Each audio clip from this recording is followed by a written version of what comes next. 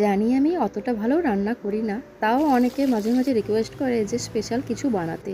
সেরকমই একজনের রিকোয়েস্টে বানিয়েছিলাম দই রুই। দই কাতলা হয় তো এতে আমি নুন, গোলমরিচের গুঁড়ো আর লেবুর রস মাখিয়ে কিছুক্ষণ রেখে দিয়েছিলাম। মাছের পিসগুলো ছিল বেশ বড় বড়। 1 চামচ সাদা তিল আর সাথে কিছু কাজু বাদাম পেস্ট করে নিয়েছিলাম, 2টো কাঁচা লঙ্কা, অল্প আদা রসুনের পেস্ট আর একটা মিডিয়াম সাইজের পেঁয়াজের পেস্ট করে নিয়েছিলাম।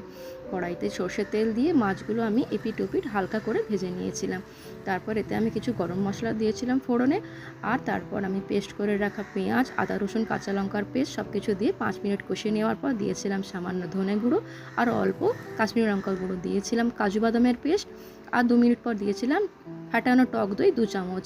কষিয়ে নিয়ে স্বাদ মতো নুন আর অল্প চিনি দিয়ে আরও একটুখানি কষিয়ে গরম জল অ্যাড করেছিলাম। ঝোলটা ফুটে এলে মাছগুলো দিয়ে জাস্ট 5 মিনিট লো ফ্লেমে ফুটিয়ে নেওয়ার পর গরম মশলা আর ঘি দিয়ে গরম গরম পরিবেশন করতে পারো এই দই রুই। কাতলা মাছ দিয়েও হয়, তবে রুই মাছ দিয়ে খেতে কিন্তু অসাধারণ হয়েছিল।